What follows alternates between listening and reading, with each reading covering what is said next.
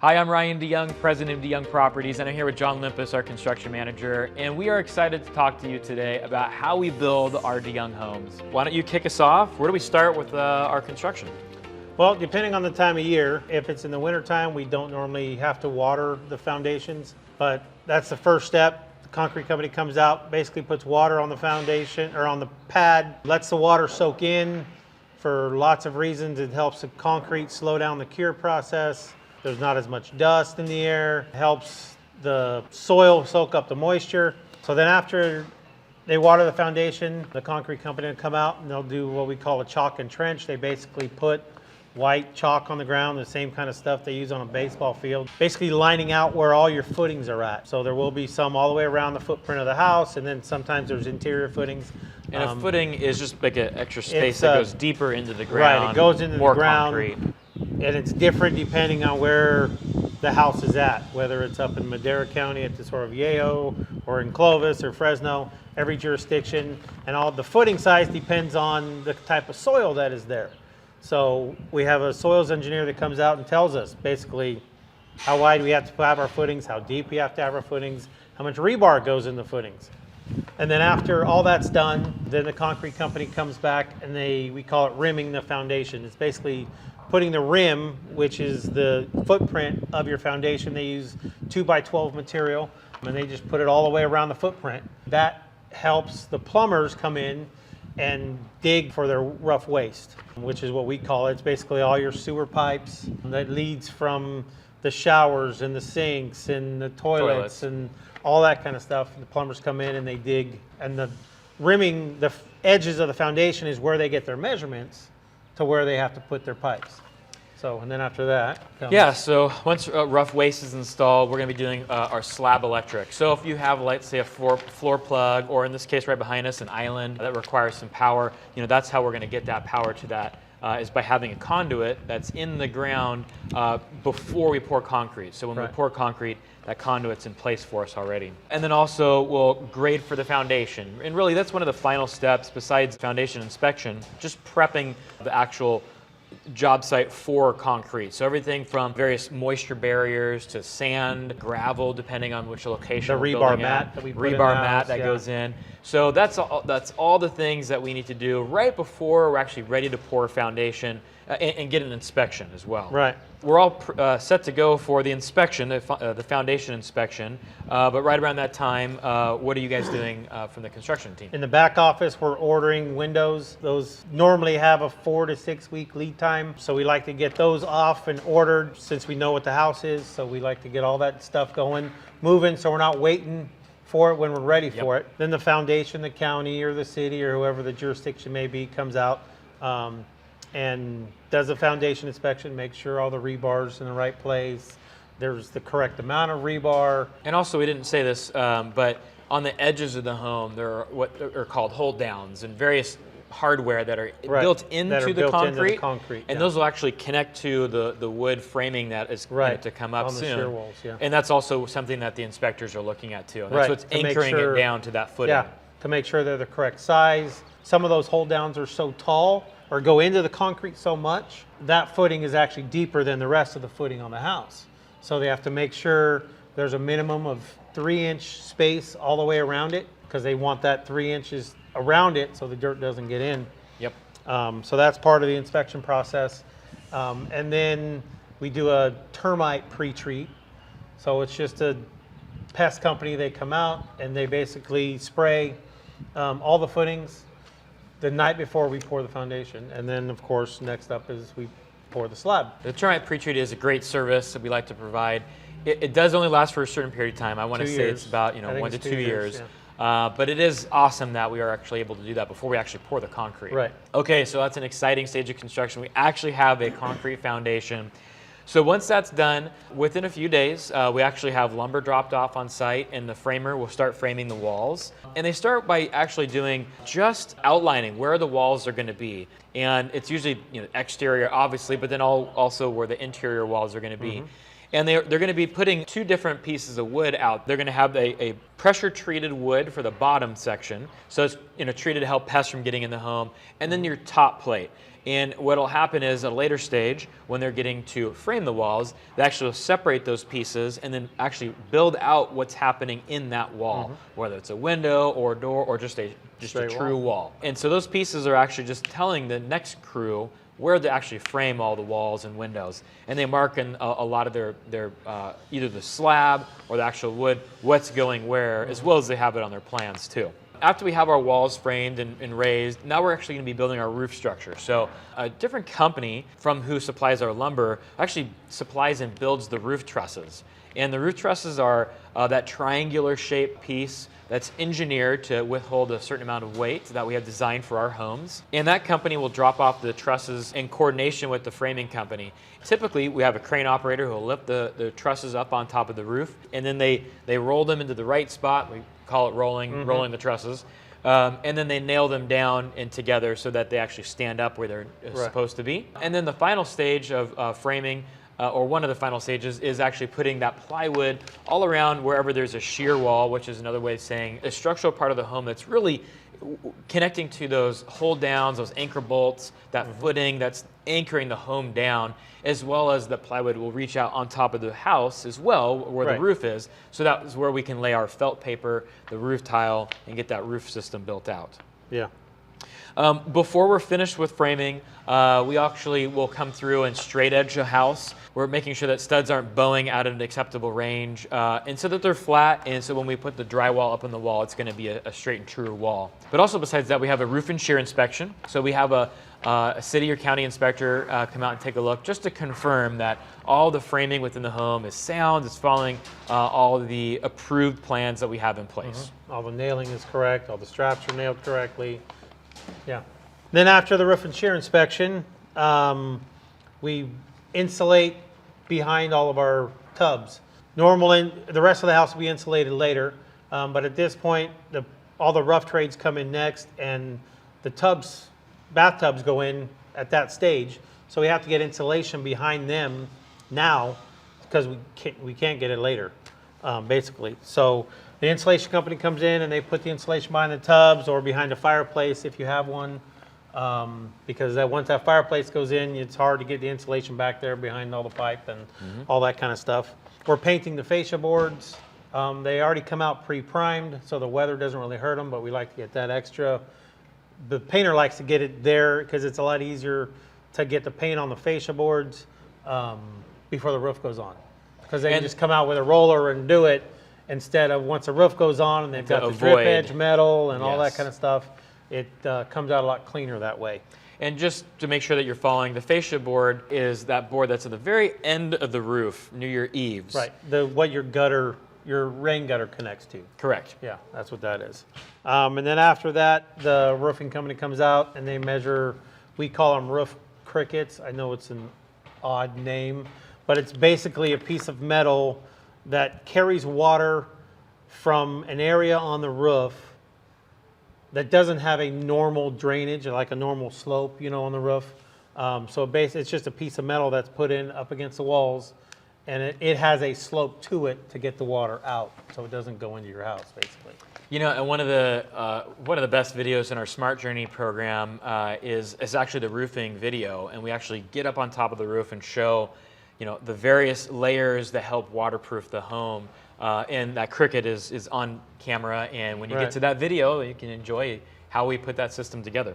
So you've measured the crickets and you've installed the crickets, and now coming back inside the home, we're going to be installing the windows that we've ordered a number of weeks ago, as well as we're delivering, and then right after that, installing all the exterior doors. And then we're also getting started on rough HVAC, so now we're getting into some of these rough mechanical stages.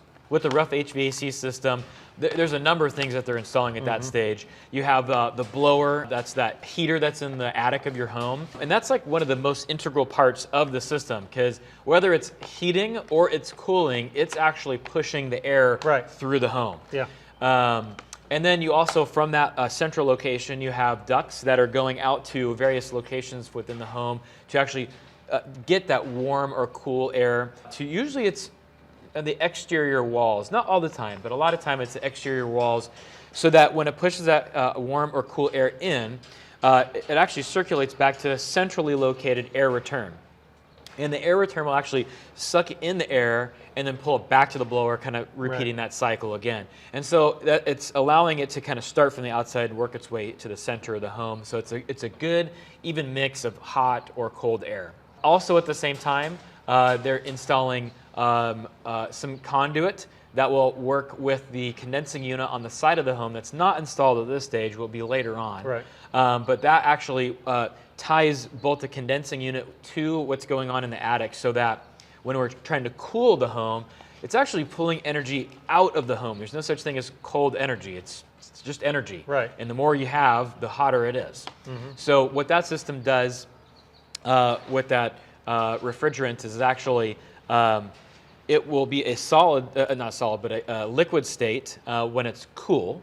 And then when it gets up into the attic and the blower is pushing that hot air through it, it expands into a gas and then takes that energy out to the condensing unit on the outside of the home. It's blowing that warm energy, that warm air, that's energy from the inside of the home, to the outside of the home, thus becoming a liquid again and repeating the cycle. So a lot of that's going in at that time. And the last thing is exhaust fans, whether that's for bathrooms or it's for laundry room, or the kitchen. Those are all going in at that time as well. And then after that goes in, that's when the top out plumbing goes in. That's basically connecting to all those waste lines that are inside the concrete, going up through the roof, putting the water lines in, the shower valves, the tub valves, all that kind of stuff is going in at this point. And then after that goes in, the roofing company comes in and they load, we call it loading the felt and strip. It's the black paper that goes down on the roof. They load all that. Company comes in and they put a little big, I don't even know, a conveyor belt basically up to the roof. And one guy rides the conveyor belt up and then he gets off and they just load the felt and the battens, basically what holds the roof tile on the roof. And a batten is just like a strip of wood. It's just a strip, a little strip of wood, 1x strip of wood. After that, then the roofers come back. Another crew comes back and actually installs all that stuff, getting it ready for the roof tile. Yep. So you have the felt paper on the roof, as well as the battens and the strips. And so now they're going to install all those, and they do those in a particular way so that when the water's running down it, it doesn't penetrate the home. Then we actually load the roof tile. So we actually lift the whole pallet up to the roof, and then we unload a number at a time. And what we like to try and do is evenly distribute the weight around the roof, because that's helping to prep the home for some of the upcoming steps. Once that weight is on the roof, the structure of the home changes slightly. And so that allows us to install things like our lath paper, which is like it's a waterproof paper that has like a chicken wire looking metal on the outside. If we were to have installed the lath paper and then installed the roof tile on the roof, that could compress that wall a little bit and then change the shape of that lath paper. So that lath paper goes on after we put the weight of the roof tiles on. So once the roof tiles are loaded and they're all put in place, which do happen at 2 different times, on the inside of the home, we're actually installing fire sprinklers as well. We're also installing all the electrical outlets, fan pre-wires, pendant pre-wires, anything electrical in the house. And the low voltage, which is all your phone, video, data, alarm, any of that kind of stuff, speakers, all that stuff gets installed inside the walls. After all that's done on the outside, this is when we would like to start bringing in the services, power, phone, cable, gas. And there's a number of steps that you have to do to make sure that's done safely. It's meeting the energy company standards. It would be great if it was a real simple, just dig a trench and make the connection. But being that it is gas and it is electricity, there are a number of steps that need to be completed. Number of steps and a lot of inspections. You've got to inspect the conduit, then they have to shade it or put sand over the top of that. Then they have to lay the gas pipe out, and then that has to be inspected. And PG&E actually connects that. They don't allow anybody but their own employees to connect it. So then once that's done, then they can backfill the whole thing, and we finally have the conduit and gas line to actually get electric and gas to the house. And then after all the rough trades are in, then we bring basically stock the sheetrock is what we call it. Company comes in and they just stack the sheetrock up. They try and get some in every room. So it's easy for the crew when they're hanging, they don't have to walk, a 12-foot sheet of drywall throughout the house, around corners and all that kind of stuff. And then while that's happening, they also install the lath. After the roof tile gets put on, it starts to settle. That's when the house really starts to settle because it's got all that weight on it. So once that's loaded, then we can start putting the lath on. And that's the paper, the black paper, the foam, the 1-inch foam, and then that chicken wire looking stuff goes on top of that. One thing that's really interesting is how they get the drywall into the home. The machine is pretty awesome, and it's kind of like this weird arm that picks it up and gets it up into the second story, and it's able to move and get around certain angles. There's a guy with a strap around his neck, and he's working the little crane thing. Yeah. Okay, so once we have the home almost ready to go with sheetrock, it's not being installed yet, but it's in the home.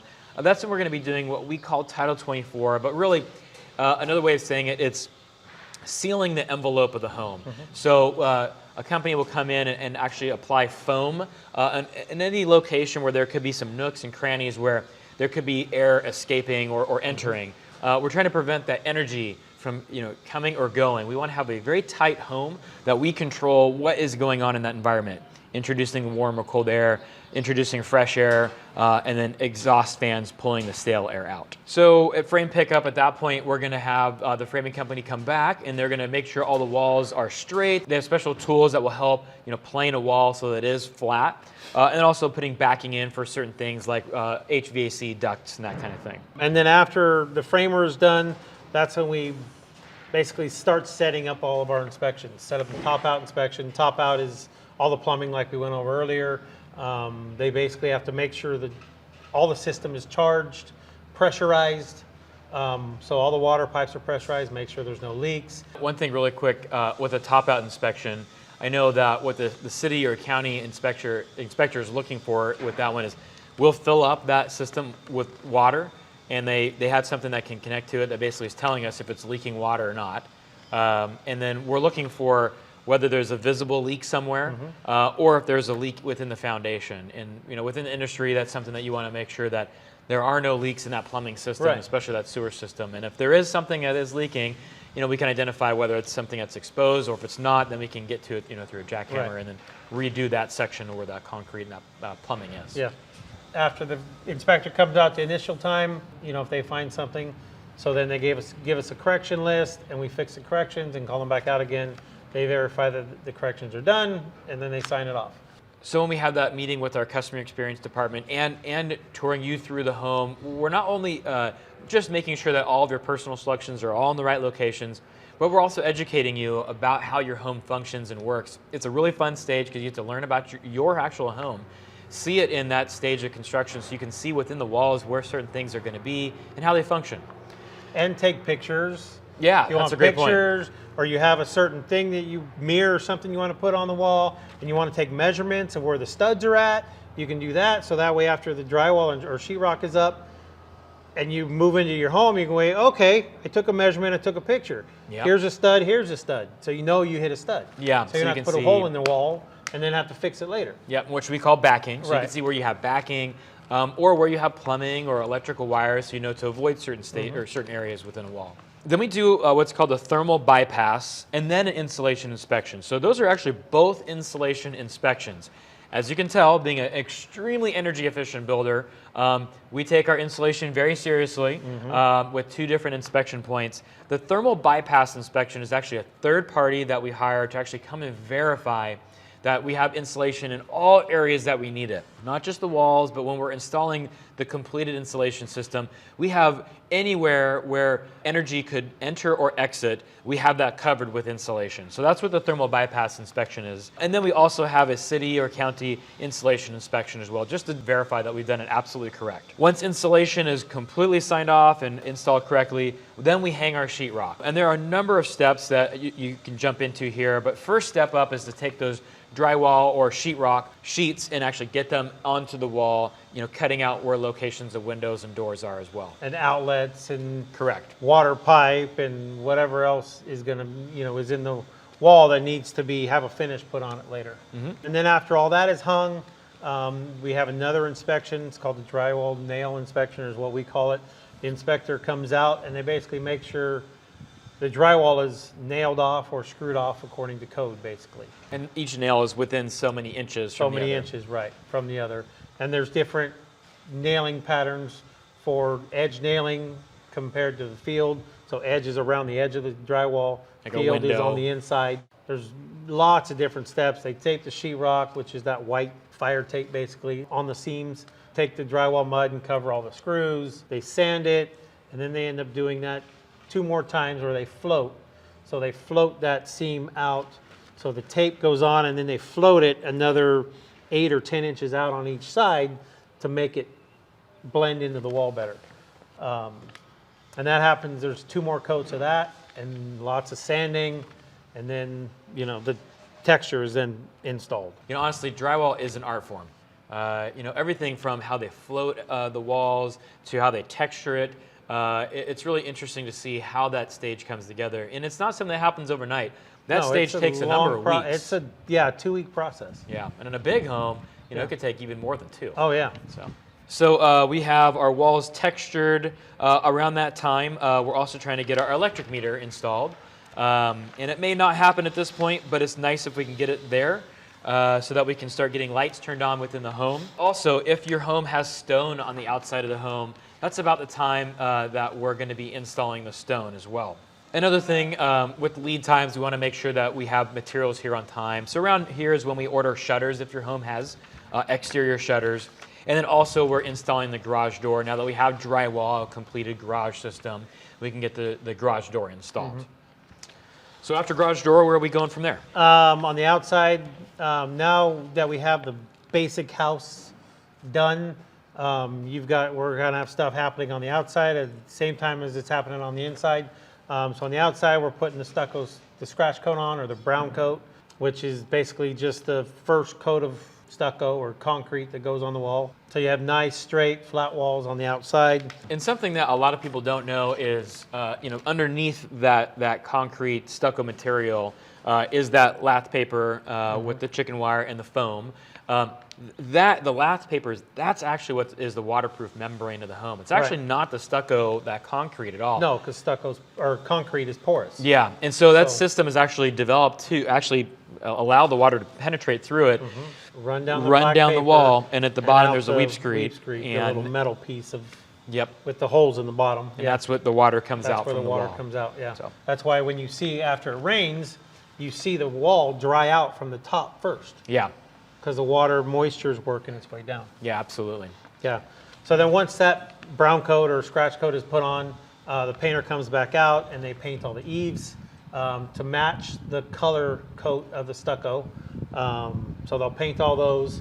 So after they paint all the eaves on the inside of the home, we're getting the tile company out here to put in the shower pans if your house has showers, and those will actually get inspected again by another county or city inspector, just to make sure they're not leaking, because they actually, after the tile company puts them in, they actually have to put a plug in it and fill it up, and it has to sit overnight to prove to the inspector, if it was leaking, you'd see moisture or water around, or if it's on the second floor, you'd see Dripping it down, dripping yeah. down. So that has to sit overnight so the inspector can come and do the shower pan inspection. Cool. So shower pans are in, and then at that point, we're also going to be delivering all the doors and the trim. So like baseboards, any kind of, if you did window sills, all those are going to be delivered to the job site at that time, and then installed by our trim carpenter. So once the trim carpenter is finished installing all the doors and the trim, if you do have a 2-story home and you have stairs, they're going to be installing all the stair railing at that time as well. So now we have doors, we have trim, we have stair rails, we have walls that are complete.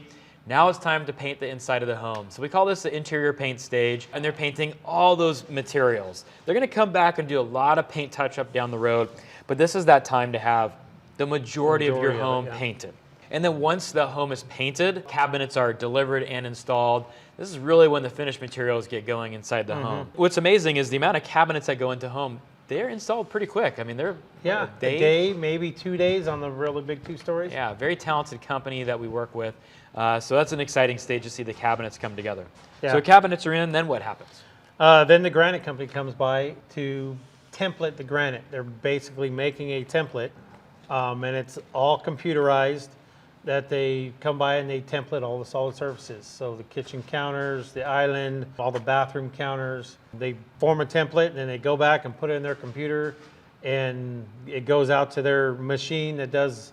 They just take it and the machine figures out what pieces they can get off of what to be the most efficient, and cuts it and polishes it, does the edge that you want, whether it's a square or the little waterfall deal.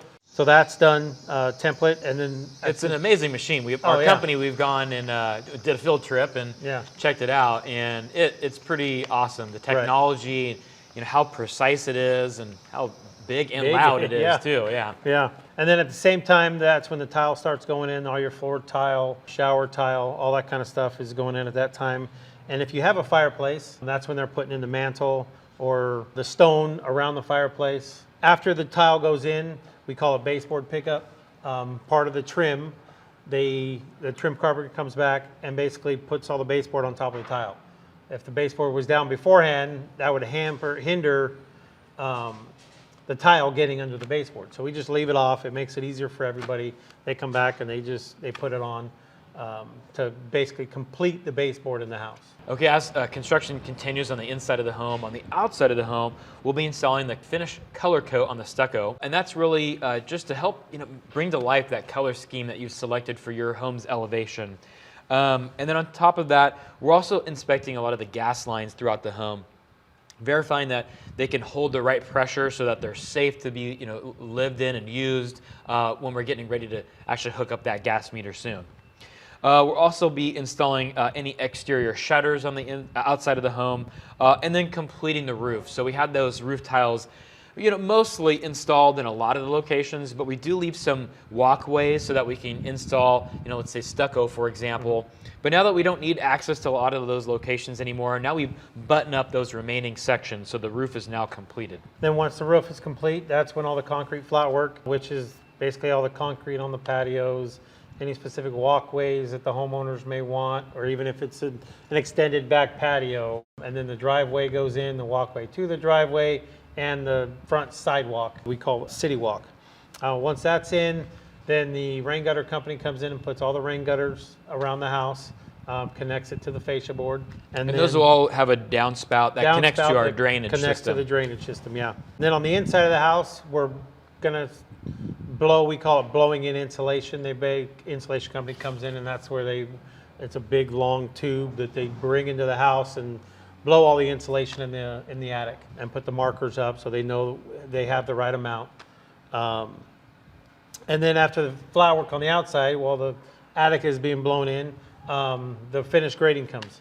And that's when they come and smooth everything out, make sure they've got the right swale on both sides of the house and in the backyard, grade the front yard so it all looks real nice and smooth down to the sidewalk and the driveway, and that kind of thing. And the swale is a really important stage of construction because that's designed and it's engineered to allow the water to run away from the home, away from your property lines, and then it ends up having this kind of a swale. Mm-hmm. And that swale will run from the high point to the center of the backyard to the side yards, and then from there all the way to the front, where all that water escapes and drains. Yeah. So, okay, so now that we have the grading all landscaped, we're going to be doing the fence, as well as installing all the landscaping. And those happen fairly quick once we get our post up and the landscapers get going. They're pretty quick to doing that. And on the inside of the home, we're installing hardware. So things like toilet paper holders, towel bars, doorknobs, yes, obviously. And then also we're installing any of your solid surfaces at that point as well. And then after the solid surface goes in, granite or quartz, whatever you happen to choose, we have to measure for all the mirrors and shower doors. because by this time the tile's done, now the granite's installed. So they come and they actually measure, so they make the shower doors and the mirrors to be the right size. You know, they're not already pre-made. They come out and measure every single house. Yeah, every home is just slightly different. They could be an eighth of an inch or quarter inch off. You know, with a mirror, it may not be that big of a difference, but with a shower door, it's a huge difference. Absolutely. So especially if you got the frameless shower door. So they've measured, they come out and it was cut wrong, so they have to take it back and, you know, either shave it or sometimes they have to order a completely new piece. So, so that's when they come out, they measure for the mirrors. That's when all the finish trays start coming in, your HVAC. It's when they put the registers, the little grill plates on all the registers. That's when they'll set the condenser in the back and get all that tied in. And one interesting thing, all those ducts, they're actually sealed during construction. Right. So if there's any, you know, sawdust, for example, Right, it's doesn't not get getting in up there. into the Right. vents. Then after the finished HVAC comes in and does all that stuff, then the fire sprinkler company comes in, puts those little, they take the red caps that, you know, the homeowners will see.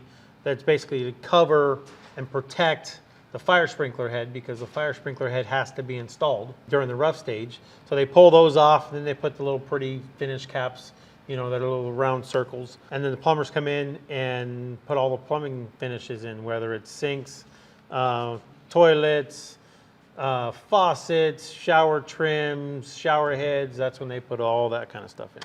And then from there, we're going to be installing structured wiring finish, which is basically we're now adding and installing actual speakers where that pre-wire is, or where your data outlet is. We're going to be installing that Ethernet port, for example. So everything having to do with phone, data, cable is all going in and getting finished at that stage, as well as electrical. So if you had light fixtures, can lights, light switches, outlets, those are all being installed and verified that the circuits are all installed, labeled legibly, and working properly so that we can activate all those outlets.